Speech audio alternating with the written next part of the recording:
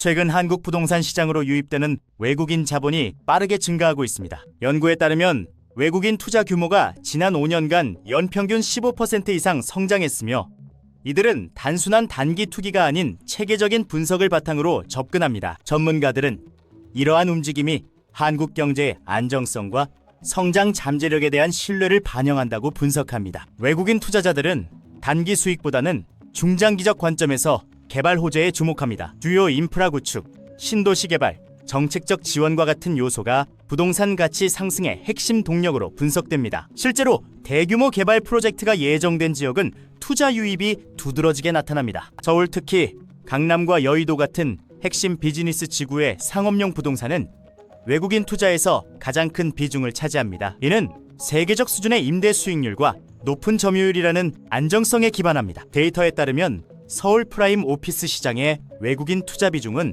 30%를 상회합니다. 동부가 물류 허브로서 한국의 지정학적 위치는 물류 부동산 투자를 촉진합니다. 인천공항과 부산항을 기반으로 한 이커머스 및 공급망 수요가 대규모 물류 창고와 물류센터에 대한 투자로 이어집니다. 이는 단순 부동산이 아닌 글로벌 무역 인프라에 대한 투자의 성격을 잇다. 인천은 국제공항과 항만이라는 최고의 인프라와 경제 자유구역 정책이 결합된 대표적인 투자 명소입니다. 송도와 영종도 등에서는 첨단 업무 단지와 국제적인 주거 환경이 조성되며 장기적인 가치 성장이 예상됩니다. 전문가들은 인천이 수도권 광역교통망과 결합될 때 시너지 효과가 클 것으로 전망합니다. 부산항을 기반으로 한 해양 물류와 관광 산업은 부산 부동산 시장의 견인차입니다. 부산진해 경제자유구역과 남동항 재개발, 2030 세계 박람회 유치 등 대형 호재가 개발 투자를 이끌고 있습니다. 이는 부산이 한국의 대표적인 글로벌 도시로 도약하기 위한 기반이 되고 있습니다. 디지털 경제 확대로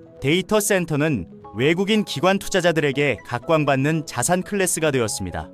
한국의 안정적인 전력 공급과 우수한 통신 인프라가 핵심 경쟁력입니다. 데이터 센터 투자는 안정적인 장기 임대 수익을 보장하며 이커머스와 클라우드 서비스 수요 증가와 직결됩니다. 외국인 투자 촉진 정책과 대규모 인프라 프로젝트는 투자 결정의 키워드입니다. 정부의 규제 완화와 GTX, 신공항, 신항만 건설 같은 국가적 사업은 해당 지역의 발전 가능성을 높이는 결정적 요인입니다. 따라서 투자자들은 정책 로드맵을 면밀히 분석해 미래 가치를 예측합니다. 유망한 투자지라도 환율 변동, 국내 부동산 규제 변화, 글로벌 경제 불확실성 같은 젠자적 위험 요소는 항상 존재합니다. 따라서 전문가들은 외국인 투자 트렌드를 참고하되 맹목적으로 추종하기보다는 종합적인 위험 관리가 필요함을 강조합니다. 종합하면 외국인 투자자는 한국의 지정학적 이점과 장기 개발 호재가 결합된 부동산 시장에 주목합니다. 서울의 안정적 자산부터 인천,